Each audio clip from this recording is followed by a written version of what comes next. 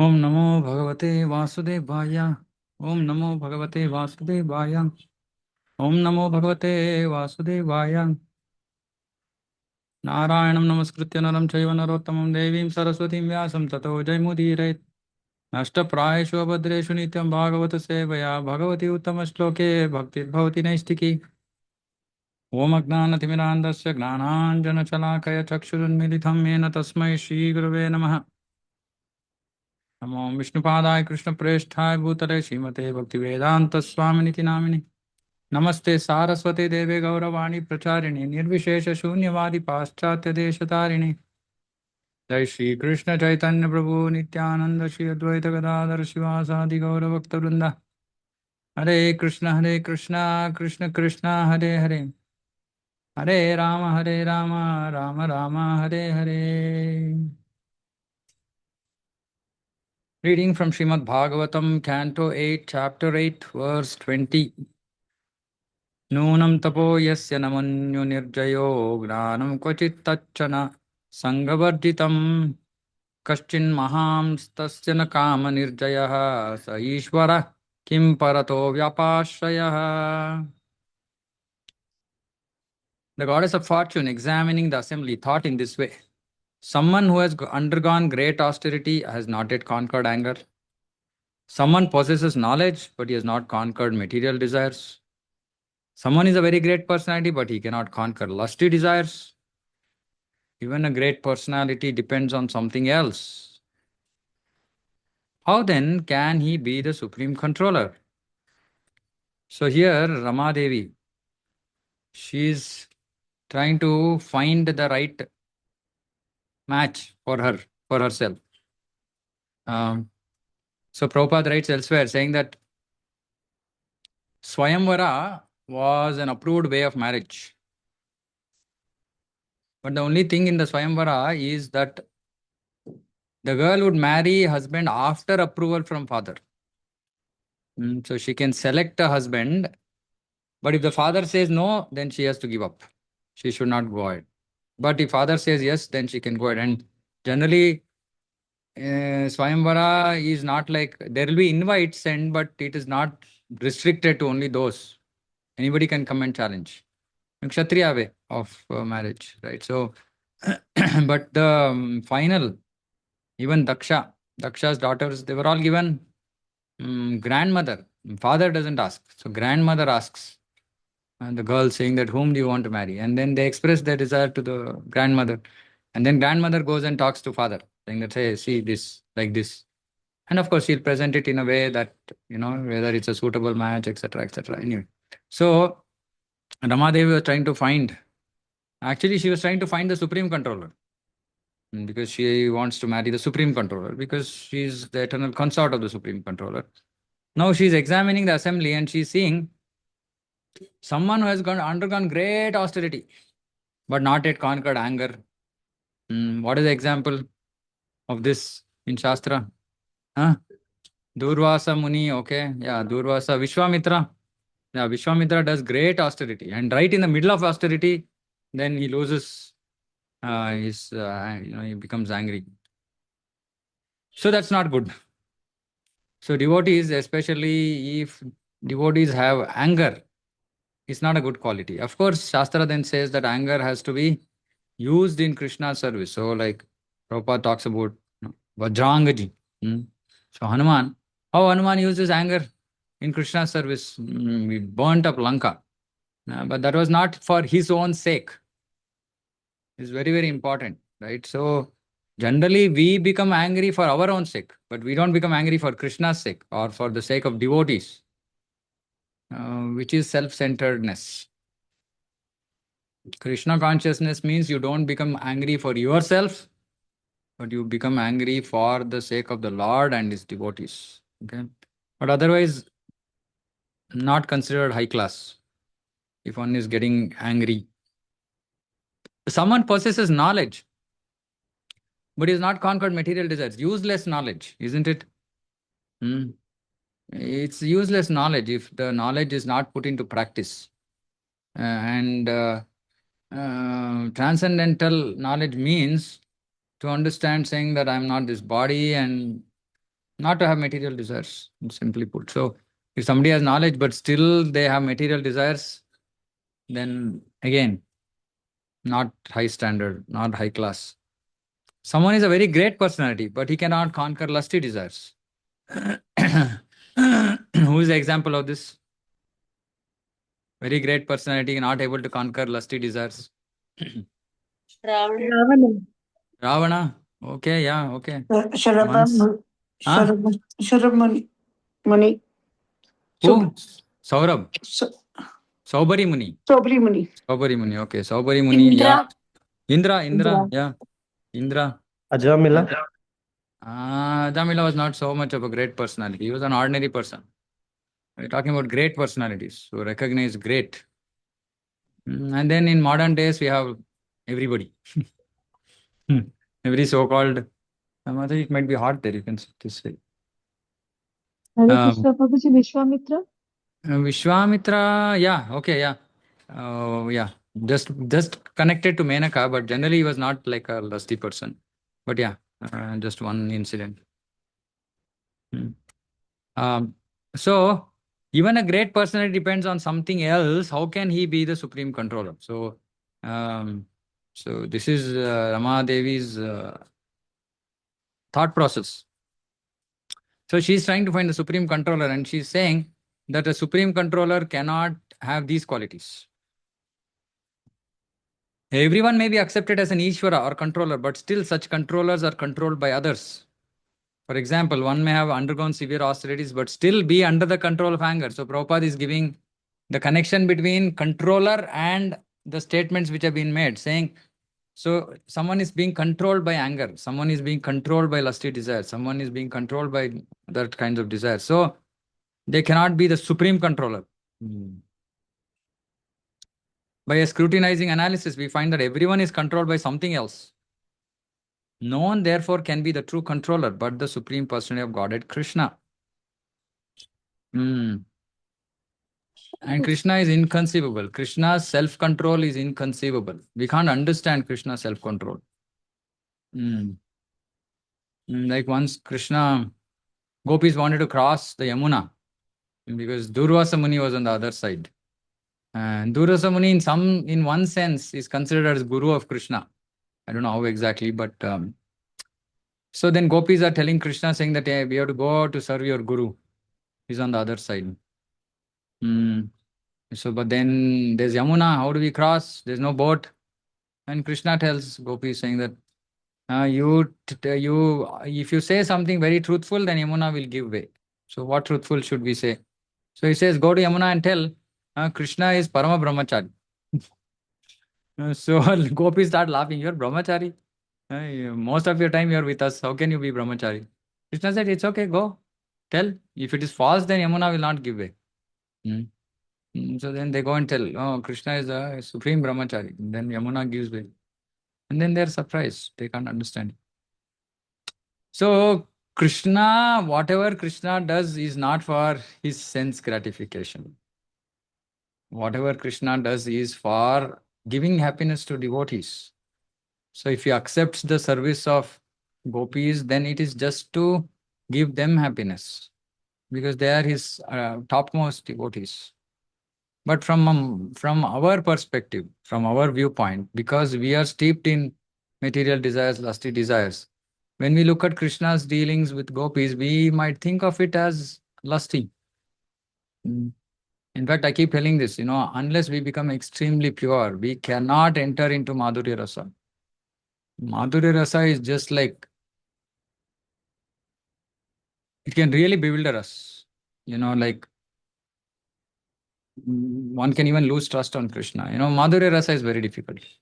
If we simply say Madhurya Rasa, because we don't know what Madhurya Rasa really is.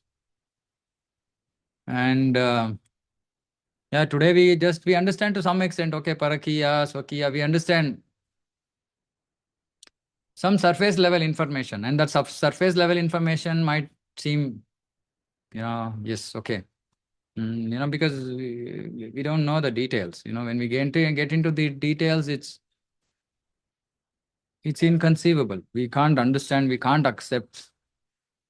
Which is why only when we are pure, when we are devoid of material lust, when we don't look, when men don't look at women as objects of sense gratification, when that this material um, vision is not there, only then we can enter into the pastimes of Krishna.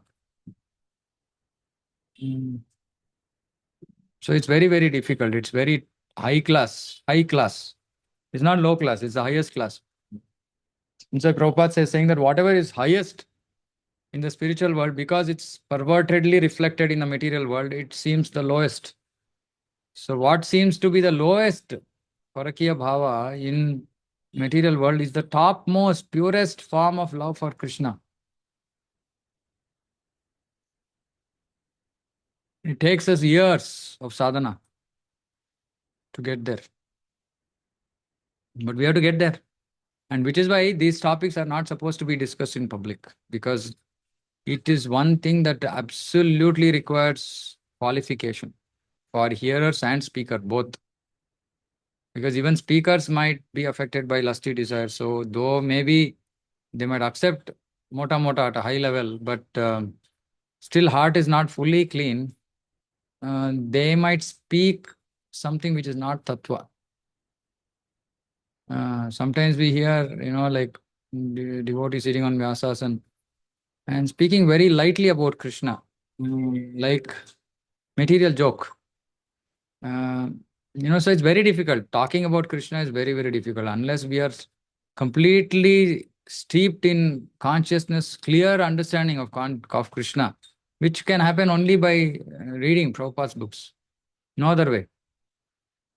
Today morning I was hearing one lecture. Prabhupada was making one brilliant point. I mean, may not be directly connected to this, but I've heard this a zillion times, but sometimes some things suddenly seem like super important, right? So, we keep thinking about this saying, day before I was giving a class saying, Yam yam vapi smaran bhavam ante kale cha mameva smaran. So now if we have to simply just only think about Krishna, what kind of qualification do we need? So then Prabhupada says that today we are materially involved. Materially we are attracted. And we don't need to put much effort, isn't it? We just see something material and it might attract us for whatever reason. So Prabhupada makes one brilliant point, right? Saying that this absorption, material absorption, needs to be transferred to Krishna.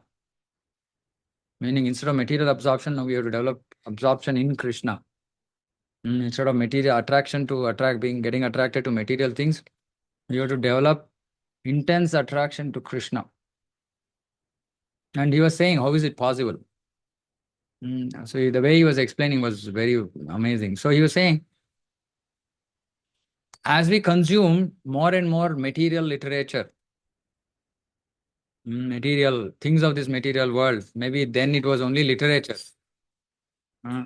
But today it's not literature, it's WhatsApp, it's media, it's blah, blah, blah, it's news, it's so many things, right? So we consume so many things which are material. And by way of consuming these material things, our mind has become material.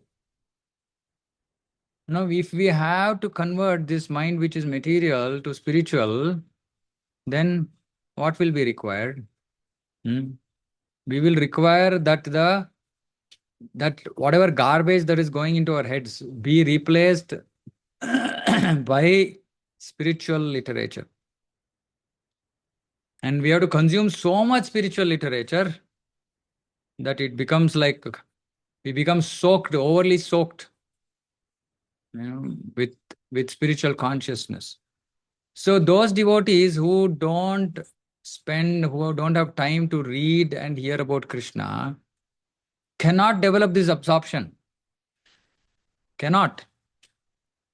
While theoretically we can say that chanting Hare Krishna is equivalent, as in chanting Hare Krishna is also supposed to bring us to that absorption, but since we do offensive chanting, Namaparada chanting, that chanting will not actually give us the required effect. For chanting to also give us the required effect, what is required is this Shravanam. So important that the more Shravanam we do, more absorption in Krishna we will develop. And if you don't do, if you just engage in some services, this, that, and all that, we can't get to the same level of absorption, because then services, like I was saying, somebody is in Rajoguna, he will do service like work, like some work. Okay, I do cleaning at home, I do cleaning at office, I'll do cleaning at center also. That's all. It's just some work. But it's not devotional. It doesn't have the devotional mood. When you're reading about Krishna, hearing about Krishna, you can't have any mundane, you can't hear there's no mundane way of hearing Krishna. There's no mundane way of hearing Krishna, right? Like there is a mundane way of doing some work, some seva. There's no mundane way of hearing Krishna. Hearing Krishna itself is transcendental, naturally, because it doesn't depend so much on our mindset as far as we are hearing. As far as we are hearing, and when we are hearing and we hear Krishna, Krishna Bhakti, devotees, surrender, now we can't give some different interpretation to all these things. So that reading and hearing is what is going to really change our absorption, not by service. When the absorption is already changed, then service will take us deeper and deeper and deeper. But not the other way around. Unfortunately, devotees think saying that I will engage in as much service as possible, but that's not going to necessarily increase absorption. It might just, we might just remain in Rajoguna. And absorption in Krishna doesn't happen in Rajoguna. Absorption happens only in Shuddha Sattva, at least Sattva. So it's very important that, we get into this, we get into clear understanding of Krishna. So, so here Ramadevi is doing analysis. She's not simply accepting anybody. She's saying, only Supreme Controller, only Supreme Person of Godhead, Krishna. He is the true controller. This is supported by the Shastras, Ishvara Parama Krishna. Supreme controller is Krishna. Krishna is never controlled by anyone. No, Krishna is controlled. Not that Krishna is never controlled by anyone. Krishna is absolutely controlled by his devotees. But Prabhupada, in this context, he doesn't want to divert the attention of hearers. So he's saying Krishna is never controlled by anyone, meaning from a material world, because most of these purports are written for people who are still in material consciousness. So for them, yes, Krishna is the supreme controller. Krishna is not controlled by anyone, in the sense that Krishna cannot be forcefully controlled by anyone. Krishna willingly wants to get controlled by his devotees. That is his prerogative. But yeah, the tattva that he cannot be controlled by anyone by force is true, because he is the controller of everyone, Sarvakarana Karanam. But he's not the controller of everyone. Which is why unless we understand this achintya bheda, we can't understand Krishna. One end we say Krishna is a controller, then we say Krishna is controlled. We say Krishna is the supreme Lord, everybody should hold his lotus feet, then he goes and holds the lotus feet of Radharani. So it's inconceivable, we can't understand. So only when we have Premanjana Churita, when we have bhakti, then we can understand Krishna and whatever he does. Otherwise, it's very difficult to understand. Yeah, but he's the supreme controller. Dharma kvachit tatra na bhuta sauradam, tyaga kvachit tatra na mukti karanam, viryam na pumsosti ajavega nishkritam, nahi dvitiyo guna sanga varjitaha. So she's going further. Someone may possess full knowledge of religion, but still not be kind to all living entities. See, this is like we were saying, that example of our yatra, that person who runs 3 temples. Of course, he didn't even possess full knowledge of religion, I guess, right? But somebody can possess full knowledge of religion, but still they may not be kind to all living entities. May say, no, this Shudras, this is, they're not allowed. So they don't know, really. They don't know. In someone, there may be renunciation, but that is not the cause of liberation. So renunciation alone will not give us liberation.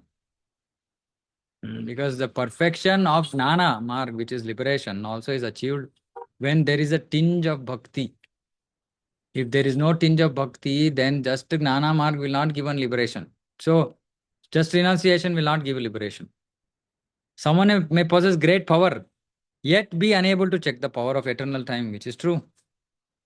So many people, including great, great demigods, they have great power, but they can't check eternal time. Someone else may have renounced attachment to material world, yet he cannot compare to the Supreme Person of Godhead. Who can compare? Therefore, no one is completely freed from the influence of the material modes of nature.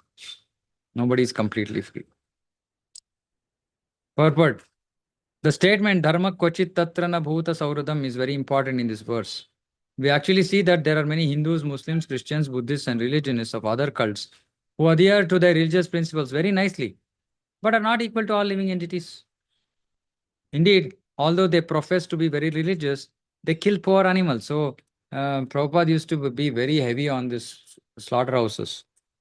Say that, you Christians, you say compassion, compassion, and then you go and kill animals. And then Christians say, yeah, because they don't have life. And then Prabhupada gets very upset, saying that how can you say that they don't have life? They do the same activities that you do. So how can they not have life and you have life? Aar anidra bhai maitun. So he used to be very heavy. Such religion has no meaning. Dharma svanustita pumsan vishwaksena katasu iha no utpade yadiratim shamaye vahi kevalam. One may be very expert in following the religious principles of his own sect, but if he has no tendency to love the Supreme Personality of Godhead, his observance of religious principles is simply a waste of time. Now, how many people even understand that there is something called as love of Godhead? So we can understand. That's why Bhagavatam says, Dharma projita kaitavatra parama. So it's something unheard of. Loving God. Respecting God is heard of. Loving God is not heard of. Right? It's strange business. How can you love God? So people can't understand. Which is why this path of devotion that specifically Sri Chaitanya Mahaprabhu came to give, Srila Prabhupada is given, is just invaluable. I mean, even if you go to other sampradayas, very few people actually understand the concept of loving God. They go respect God, ask from God, all this they understand. So loving God is altogether a different ball game. Which is why we keep saying that going to Goloka is not a joke. It's not a joke. And every day, as every day progresses, as we lose every day in our life, we have to think about this. How much more time do I have? It seems like I'm far from this love. And then beg for mercy. Isn't it? Some devotees' birthdays are coming up. So you have to think about this way, saying that, when will I get this? Um, like yesterday somebody in my house was reminding me, saying that, you're going to be 50 this year. I said, wow, okay, more than half of the life is gone. I don't know how much life is left to actually achieve perfection. We don't know. And so, which is why we get inspired, when I come to the center and when I see devotees who are much lesser years in Krishna consciousness than me, and they do such nice chanting, nice heartfelt devotion in whatever they do. I get inspired, saying that yes, okay, Krishna has sent me. He's put me in the middle of all these amazing devotees so that I can learn, I can get inspired. And it's true, I'm not exaggerating. Every day I will see somebody who will inspire me. Somebody. Something that they do inspires me. Because they're all like amazing devotees. I just feel fortunate that Krishna has put me in the midst of all these such devotees. And it took time for me, because for a long time in my devotional life, I didn't have association. I didn't have association. I was there in the middle of devotees, but I didn't have association. I didn't have, I couldn't look up to anybody in my devotional life. And I was praying to Krishna, saying that, Krishna, please give me mercy. And once I saw one lecture by my Guru Maharaj, it said that create the association you seek. It changed my life.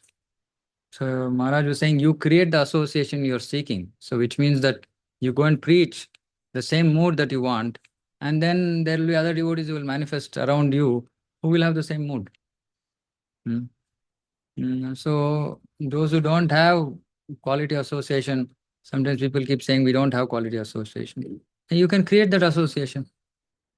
You can yourself create that association, which means just preach to people and give them whatever is there in your heart. Then they'll also do in the bhakti in similar way.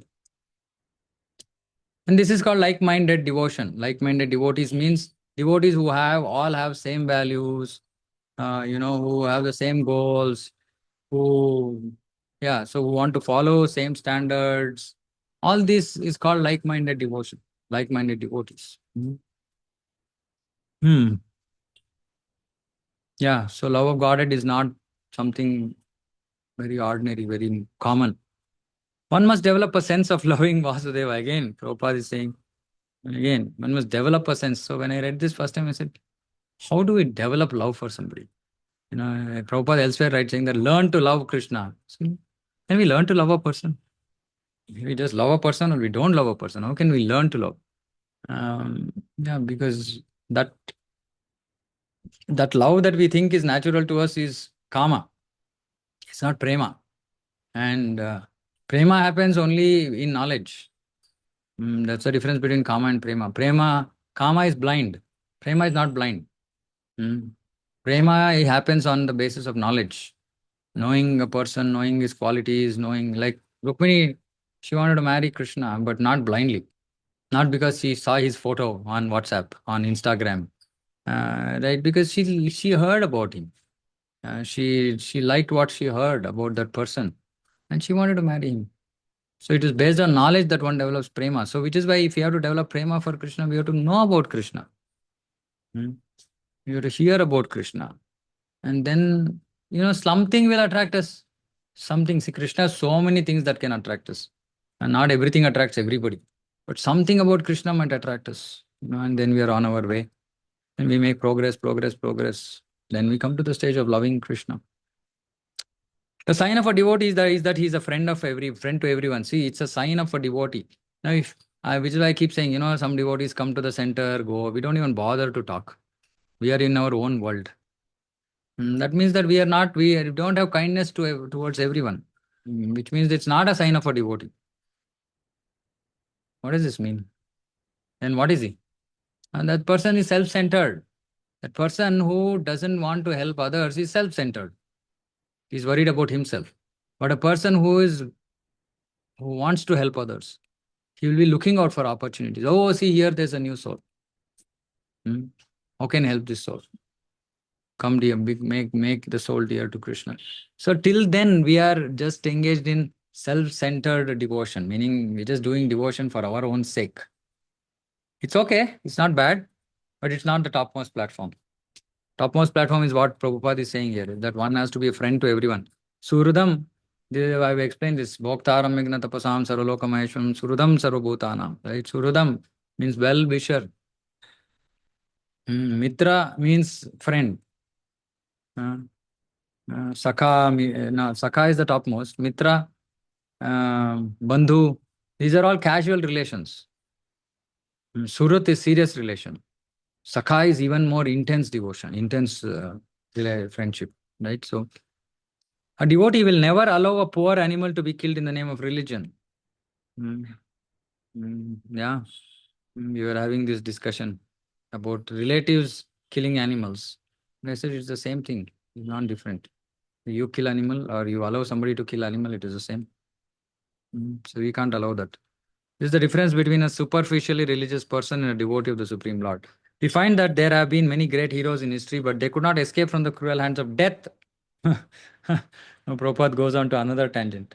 It says, okay, great heroes, can you escape from death? No. Even the greatest hero cannot escape from the ruling power of the Supreme Person of Godhead when Krishna comes as death. Mrityu sarvaharashchaham. The Lord appearing as death takes away hero's so-called power. Even Hiranyakashipu could not be saved when Narasimha Dev appeared before him as death. One's material strength is nothing before the strength of the Supreme Person of Godhead. But a devotee can conquer death. Devotee overcomes death. Hmm. Hmm. Devotee steps over death. So, yeah, so all this is possible only for devotees of Krishna. Hmm. So, one who doesn't have all these qualifications is not considered high class. So, we should read these verses and then see where we stand. What do we need to do to raise the bar to become a better devotee? So, these verses are nice.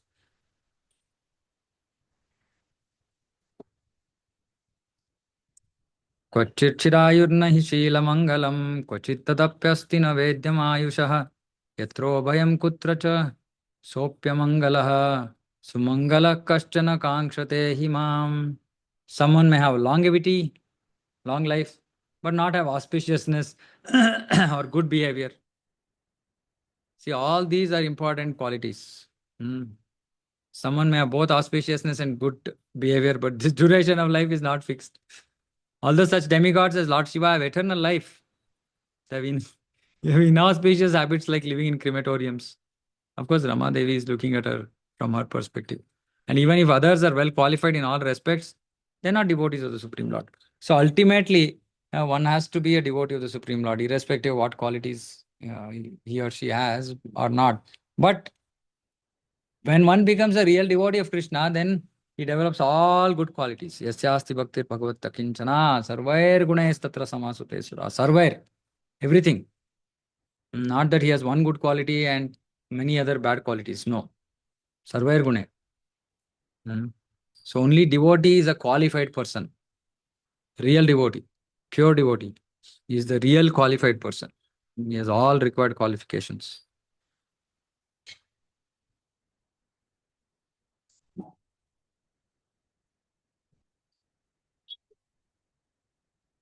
What happened to this? Sometimes it goes, sometimes it doesn't go. Okay. एवं ब्रह्मश्याव्य विचारि सद्गुणैर्वरं निजैकाश्रयता श्रयतया गुणाश्रयं वव्रे वरं सर्वगुणैरपेक्षितं रमामुकुन्दं निरपेक्षमीप्सितम्. Shukadeva Goswami continued. In this way, after full deliberation, the goddess of fortune accepted Mukunda as her husband. Because although he is independent and not in want of her, he possesses all transcendental qualities and mystic powers and is therefore the most desirable. Mukunda is not in want of Lakshmi Devi also. Supreme Person of Godhead, Mukunda is self-sufficient. Since he is fully independent, he was not in want of the support or association of Lakshmi Devi. Nonetheless, Lakshmi Devi accepted him as her husband. So, yeah, again, same thing. Inconceivable, self-sufficient Krishna comes under the control of his devotees. तस्यांशदेश उशतीं नवकञ्जमालां माद्यं मधुव्रतवरूथ गिरोपघुष्टां तस्थौ निधाय निकटे तदुरः स्वधाम सव्रीडहासविकसन्नयनेन याता.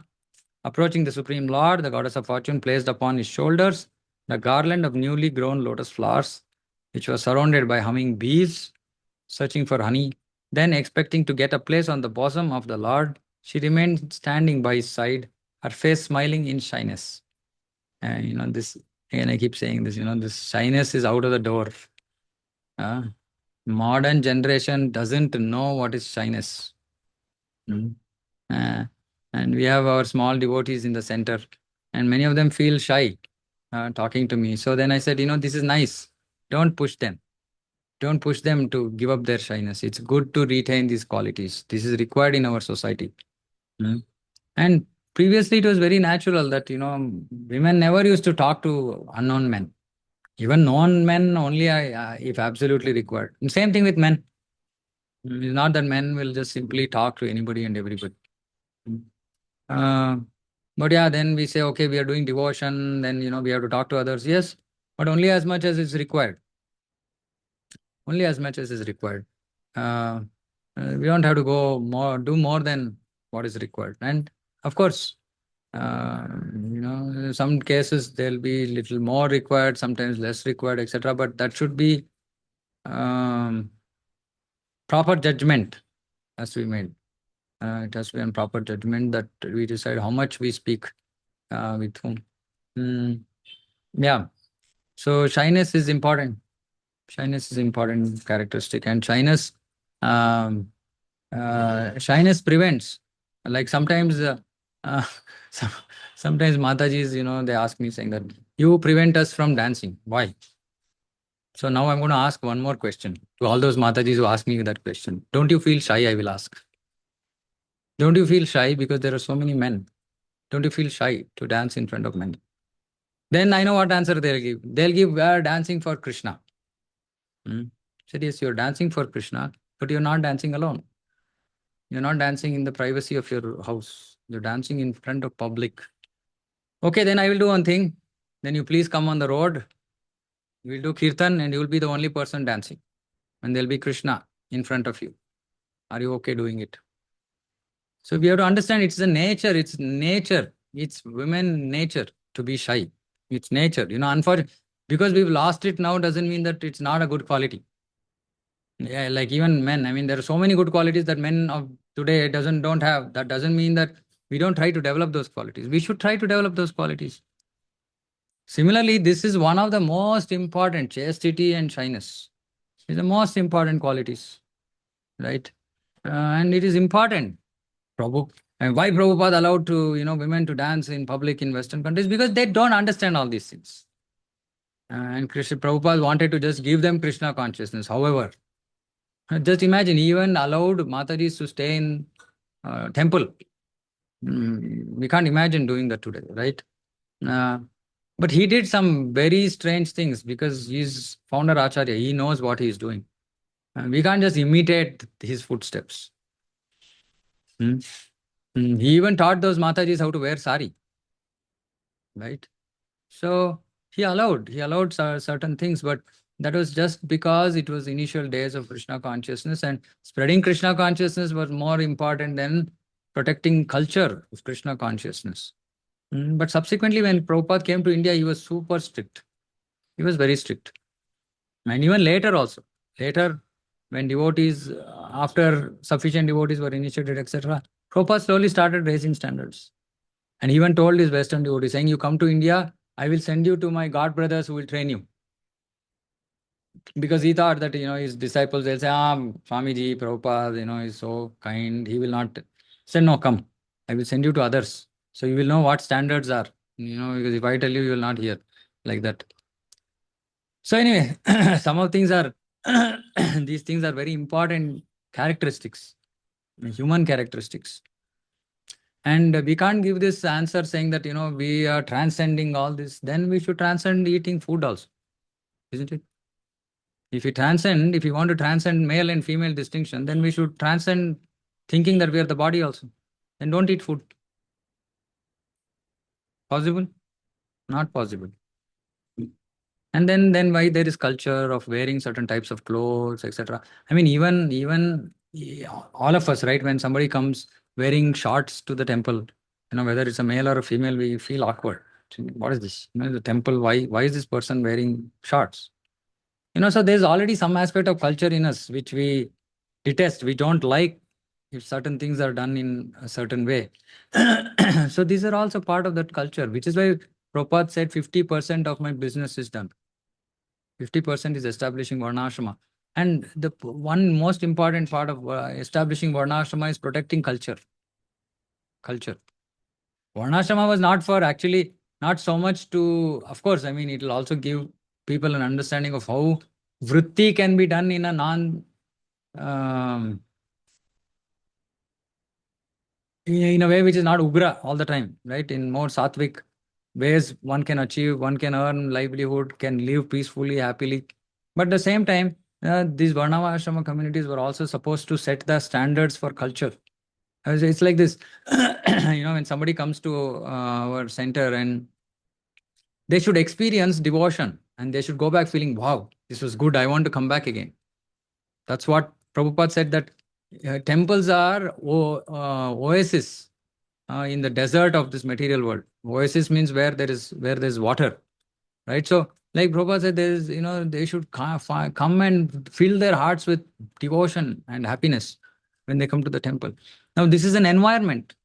This is an environment we have to create. And when this environment is there, when people come in, they will be attracted by whatever they see.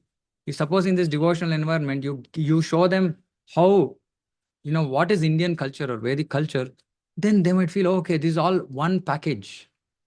And they might just accept it holistically, right? Not like saying that I want this, I don't want this, because they feel that no, this is everything. It's like that a city or what you experience in a city is not just what you see, right? It's everything. When you go to, for example, if those devotees who traveled abroad, right? You can feel the difference in environment when you leave India and you enter into any foreign country. You can feel the difference. Energy levels are different. Everything, you feel like you're in really a foreign place, especially if you have devotional mood, right? So it's a package. It's a package. And similarly, the farm communities are supposed to be package for the material world. A package about how to live, package about culture of living, about Krishna consciousness in as part of our life. So all this a farm community has to show. And all this actually even a temple needs to show. Not just that it has to be done only in farm communities. And anyway, so yeah, because this is one very favorite topic for me, this shyness. And I was analyzing this, and it might seem gross for all of you, but that's how I look at the world. I see that how men's clothes have changed and analyze how women's clothes have changed. If somebody wants to do this analysis, please do. And you can come back with a report and you will know what you will see how it's drastic. Men clothes changed in just 2-3 ways. I can just say very simply. First there was Vedic culture, which was dhoti kurta. Then it came to pant shirt and coat. And then it came to, t-shirts and shorts. That's all. That's the end of men's clothes evolution. Now you just do the same thing with women's clothes. You will not stop at 3 levels. Even today, you will see multiple versions of dressing. And each and everything is some new fad style, which is more and more leaving the culture behind. It's leaving the culture behind. I don't want to speak about this openly in a class. People will think that what is this? Prabhu only looks at such things. But, it's unfortunate because this is the culture and this is setting the trend for the next generation. Right? And what is going to happen next generation? Very simple. Whatever is happening in Western world, world, there is no compulsion to wear clothes also. Right? The more minimum clothes you wear, the more advanced you are. It is coming.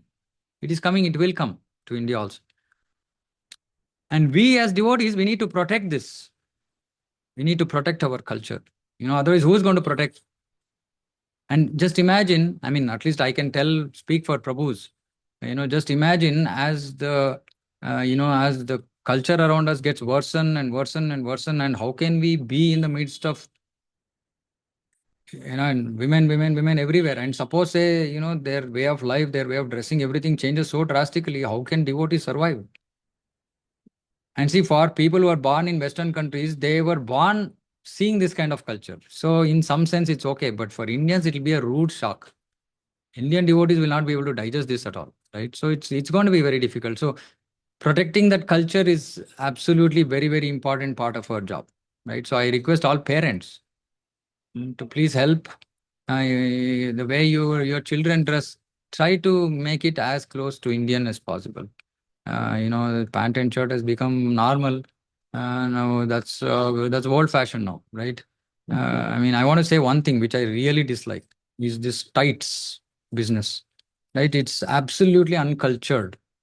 Unfortunately, today, for whatever reason, I don't know why women want to prefer to wear that. I don't understand, right? But it's very uncultured. Wearing tight clothes is very, very uncultured business, right? So I'm requesting everybody who is hearing here, please don't encourage this culture. This is not good. Which is why I said, if I talk about this, then it might be very distasteful. But you can't do devotion in that environment. we are not so elevated that, in a temple setup, so many people are there and people with all kinds of dresses have come, and, you think men are like, so self-controlled that they will be able to just control themselves. No, it won't. It'll result in nonsense.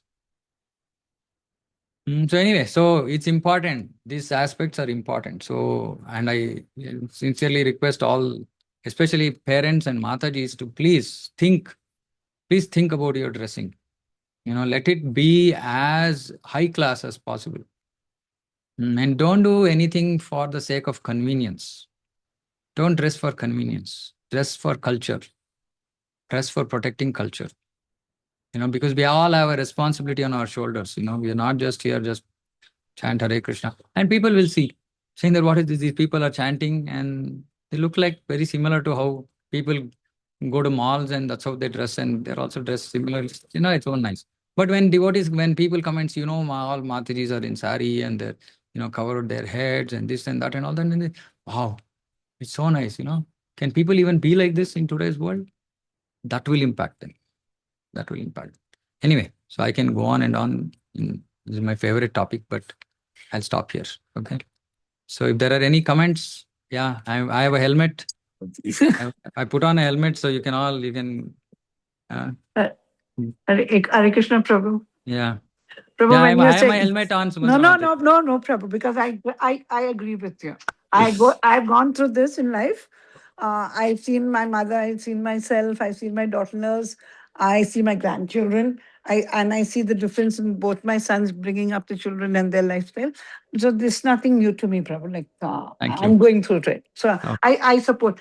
What I wanted to, what my, like when you said the love of God and how do we yeah. fall in love? Yeah. Like in olden days, the girls, the women used to get married very early, and if Yeah. you should teach them how to fall in love with their Yes. husband, Very nice point. the Yes. Yes. chastity, the Yeah. purity.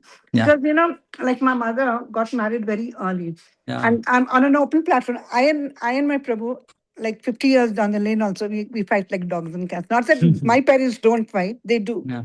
But then my mother says, with all, even if my father is harsh with all his this thing, she says, no, I was so young, I knew nothing else but to Yeah. like Yeah. he's the end all and be all of my Yeah. life. Yeah. Yeah. I don't say the same. My husband is like if I have to compare character, my father's so short tempered. He's like if he says it's 12 in the night, it's in the night. If he says it's 12 in the afternoon, it's like this, nothing. And my mother will say yes, but I don't.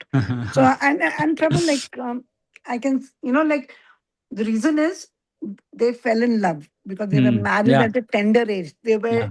They were you call it remote control or you call it, but they could see nothing further, and that is Yeah. why the chastity was there. Yes. Today, Yes. even with love marriages, like 30, 35, the women have got a financial independence, a strong mind, a loud voice, Yeah. and I mean, like it's very difficult to give up a Yeah. high package and then be in Krishna conscious. I mean, I could be wrong, but when you said No. No. how do you Absolutely fall in correct. love, Yeah. Dehuti fell in love with Kadamoni with all that problem, like Yeah. this thing, and then she enjoyed also, no Prabhu. So Yes. Yes. this is how Yeah, you no, fall in love. absolutely. Actually, Prabhupada actually mentions this, saying that previously, Indian culture was marry and fall in love, and Western culture is fall in love and see if you want to get married or not. So it's low class. It's very low class, and in the Indian culture, Vedic culture is super high class. We just have to recognize it. Unfortunately, we can't connect the culture to the standard of living, to happiness in life. We are not able to connect it. When we can make that connection, then we will see how holistic it was, how holistic our Vedic culture was. Thank you, Mataji. Thank you for that point. Mhm. Yeah. And I don't know if I could share something else. Like, Prabhu, I mean, I mean, I don't know if this plan. There's a movie I'd seen with one of the, I think, Rishi Kapoor, Leila Majnu. And he's hit by stones and all that. He's in a desert. He's calling out Leila, Leila. And there's a one priest who's doing prayers and he crosses that this thing. And he stands up and shouts and, like, so namaz pad raha tha. So then he tells him, I'm in love with a woman, a materialistic woman, and I don't know where I am. And you're supposed to be in love, and you're doing prayers, and then now you're aware of Amazing that point. I'm passing I've stepped Amazing. onto your sheet. Nice. So the awareness and how you're engrossed. So and this was a material love. Laila Laila बोल रहा था, उधर वो खुदा खुदा बोल रहा था, पर वो खुदा में भी लैला देख रहा था. So Very nice. I mean, this I don't know why it is Samudra always Manthan, stuck you are into like me. giving us some major points today for consumption. Thank you. No No, problem. this is so nice actually. See, because that absorption in Krishna should be such that we can't get distracted by anything, right? And that is the standard, right? So yeah, very amazing point. Thank you. Jai. Thank you, Prabhu. I don't know because it was a movie scene, and I No, don't know we why can it's learn from stuck. anything. We can learn how to Avadut he learned from from animals, birds, insects, everything, right? Why can't we learn? Yeah, as long as we don't get carried away by Laila Majnu, learning something from that which we have seen in the past is okay. Absolutely fine. Super. Thank you, Mother. Prabhu, what's the point, Thank you, Prabhu? Prabhu. Can you repeat? What's the point? No, That I don't could. love your job, love Krishna. That prophet, whatever he was praying to Khuda, and he got distracted by this guy, that Majnu, crying out for Laila. So he tells the prophet saying that, boss, like I am crying out for my Laila, and you are calling out your Laila, right? Who's Khuda? Why are you getting distracted? I am not distracted by your prayers. So very powerful point. Yeah. Okay. Yeah. Anything else? Okay. Thank you so much. Yeah. Yes, Mataji. 1 second. So there are also devotees sitting here in front of me. So Paripurna Mataji is asking something. Question is, got confused. Confused. Okay. It's good. That mother is not that even we keep them. Yeah. So I just like to what I heard is from lectures. Many devotees, when they start following four regulative principles, they are bound from every side. So there is no vent. So there is no the senses. So most of Oh, the Krishna. heard is they start eating. Yes. Prasadam. Yes. Yeah. Said Rupanda asked him, Mm. how come your students, your boys and girls are so bright? Yeah. Prabhupada said, we dance early in the morning, we dance, in the morning, what do? Weekend you go and dance in the pub. That Prabhupada made a point in that if you dance in the kirtan, you will not feel like going out and Yeah. the material bird dance. Yeah, yeah. When even mathematics are like when they are materially they are bound and where is the bend in their senses? Just not even one step is not allowed. How we Okay. should be. So yeah. So Mataji's question, just so that everybody hears, it's an important question. I've answered this before, but I'll answer again. So Mataji is saying that when devotees start following four regulative principles, now which itself is a big question mark. How many devotees actually follow four regulative principles? But yeah, if devotees are following four regulative principles, then they're bound up. There is no vent for their senses. There is no way for them to enjoy. Yes. And so most devotees end up, or not end up, actually they're encouraged to eat a lot. Prasadam. To eat prasadam a lot because prasadam will satisfy their, the urges of their senses. And Mataji is also making a point that sometime Prabhupada was asked, and obviously inevitably this was in the US or in the Europe, where the culture was very different, where boys and girls are used to go dance in pubs and discotheques, etc. And then Prabhupada said that our students dance in front of the Lord in the morning. And if you do this, then you will stop going to pubs and discotheques. Right now, see, obviously, we have to understand that the Prabhupada's answers are very, very contextual. Don't take Prabhupada out of context. This is one of the primary, methods to understand Prabhupada is not to quote him out of context. Right? See, because whenever anybody says something, it is in connection with a context in mind. And when a particular contextual question is asked, Prabhupada will make a contextual answer. Right? Now, you cannot take Prabhupada's one statement saying that we will dance in the morning as ubiquitous, right? Because then there are other statements that Prabhupada makes saying that, shyness is an important characteristic. Now, how do you bring these two together? So we can't take single statements and conclude. See, which is why understanding Prabhupada is a journey, right? And the way this understanding happens is pieces of information keep going into your head. And then you come, finally, there are different parts of the jigsaw puzzle. You are there in your head, and then finally you make the puzzle. And that making that puzzle takes us years and years of reading and commitment. And for me, at least, it's very easy because my Guru Maharaj has done that work. Right? He's done the jigsaw puzzle for me, right? And his disciples, and we follow. And it's very, very clear. And of course, there's also reasoning that we can go giving about, right? For this. See, the thing about sense gratification. Now, first of all, if we are following four regulative principles, that itself is a big sign of surrender.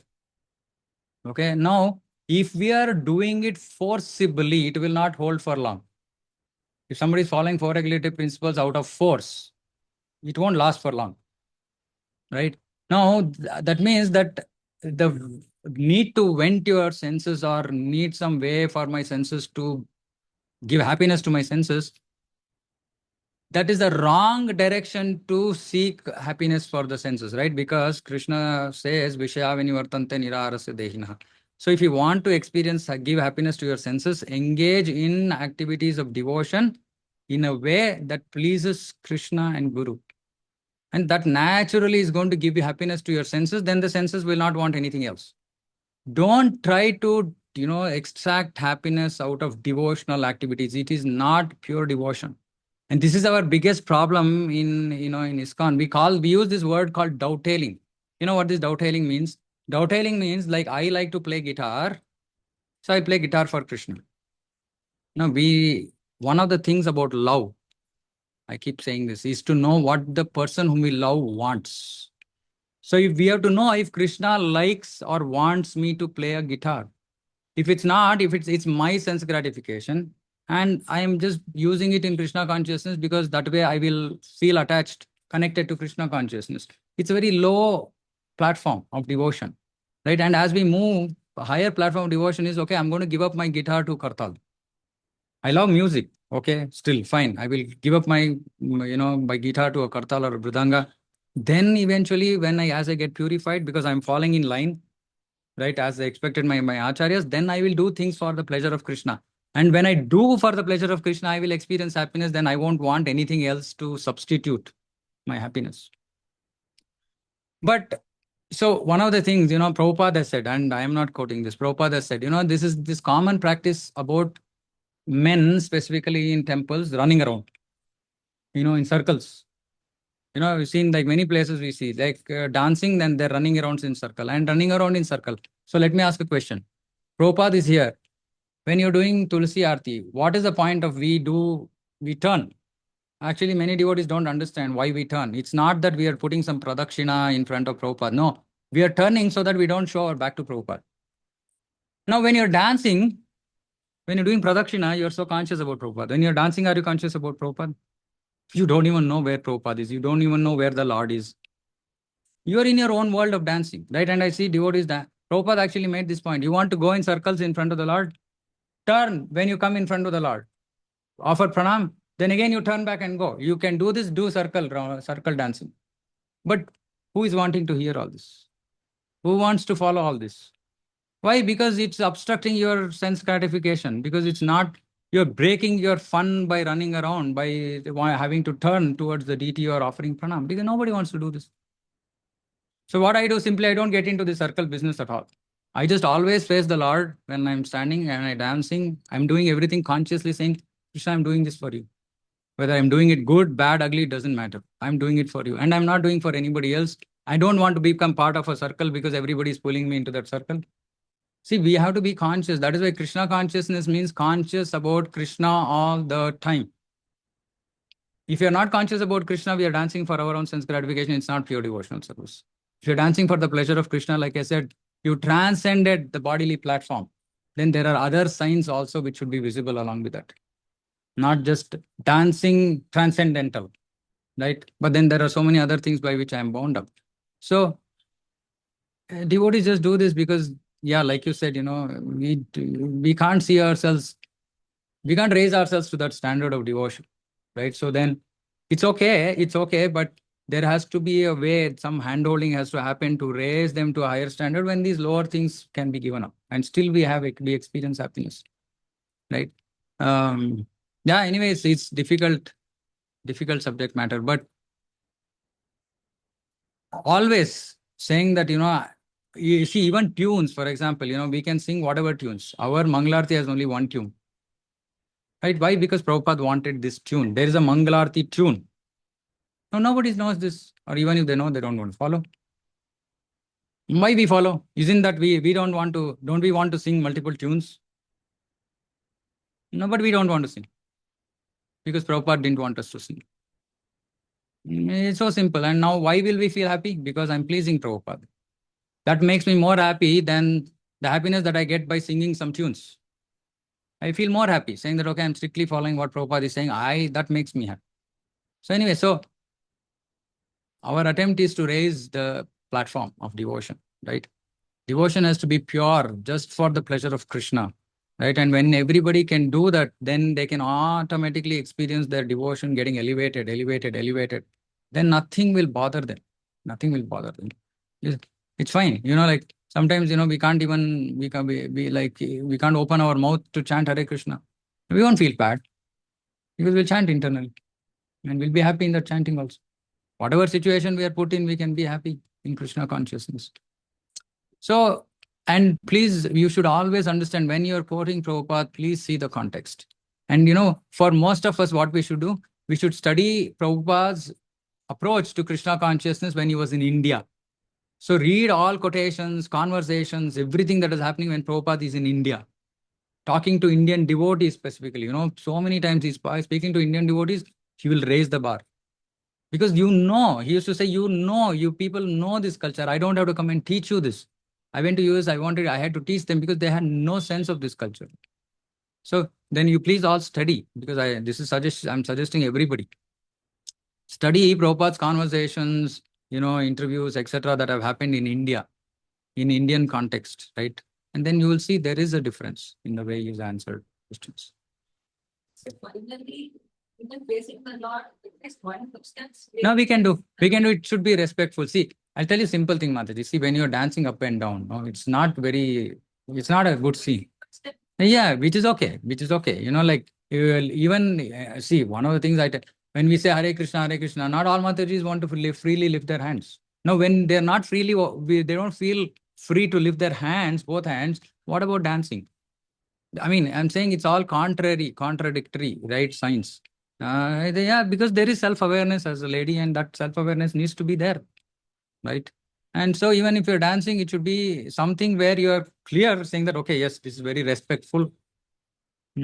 And see, what will happen is grown-up Matajis or married, they have some sense of understanding. Now, youngsters, now, if we don't teach them, if we do this, as married women, we do this, they'll feel like, oh, I got free cheat, right? I can do whatever I want.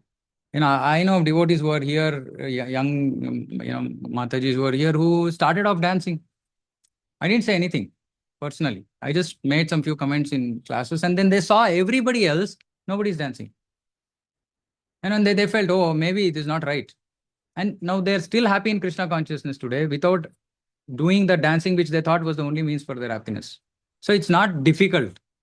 We have to just set the right devotional environment, and these things don't become such a big deal, right? Otherwise, it'll become a big deal. Yeah, Ashwini Mataji. What is this? If I talk about women, suddenly all women are... Yeah. Ashwini. Hare Krishna ಪ್ರಭು. ಪ್ರಭು ಎಂತಕ್ಕೆ ದೇವ್ರಿಗೆ like ಬೆನ್ ತೋರಿಸಬಾರ್ದು ಅಂತ ಹೇಳ್ತಾರೆ. Okay, why should we not show our back to others? It's disrespectful. It's disrespectful to show our back to others. So it is part of Vedic culture. We don't show our back to others. Very respectable personalities also. It's like, suppose some over important person is standing behind. We can't just stand in front of him with our back, showing him. It's disrespectful. It's just part of our culture. I can't explain it. It's just showing the back is disrespectful. You should just understand this. So showing back to Prabhupada is disrespectful. Showing back to all deity is disrespectful. Why only that? Actually, even offering pranams, while we are talking on this topic, when you're offering pranams, you should always see, because your feet will be exposed, whether Matajis or Prabhujis, mostly, at least some part of the feet will be exposed. You should see behind you who is there before you offer pranams. And ideally, possible, you can offer in a direction where there are no Vaishnavas in that line, ideally. If not, at least there shouldn't be some very, important senior Vaishnavas there. Senior Vaishnavas, we cannot show our feet. For others, we inevitable we'll show, but we can offer also pranams, Vaishnava pranams, and the mood that, sorry, there isn't enough place. Right? So these things are all part of etiquette. Etiquette. Yeah. Okay, Prabhu. Yeah. And also another etiquette because I see devotees sitting and chanting together. I told this to some Prabhus, your feet should not be seen. So this is another important thing why sari is the ideal cloth for Vaishnavas. Is because when you sit, like dhoti, obviously, right, it covers, right? Pant doesn't cover. If you're wearing a pant and sitting, you won't cover your feet. You're showing your feet to others. Now, so if Prabhus are wearing dhotis or Matajis are wearing sari, automatically your feet are covered. If you wear churidar or whatever, right, then your feet is exposed. We're not supposed to show our feet to others, right? It's disrespectful again. It's upper-handedness, saying that I am great, kind of feeling, right? In Vedic culture, this is all not acceptable. And this is also part of Vaishnava etiquette. It's not something that new that I am hooking up. Okay, anything else? Okay, thank you all. I think you timed out. Srimad Bhagavatam ki jai, Jagat Guru Srila Prabhupada ki jai, Vancha Kalpatarubhyashta. Kripa Sindhu Bheva Chapatitanam Pavanendra Vaishnava Ananta Koti Vaishnava ki jai, Samrita Varuttam. Hare Krishna. Thank you all. Hare Krishna. Hare Krishna. Pranam.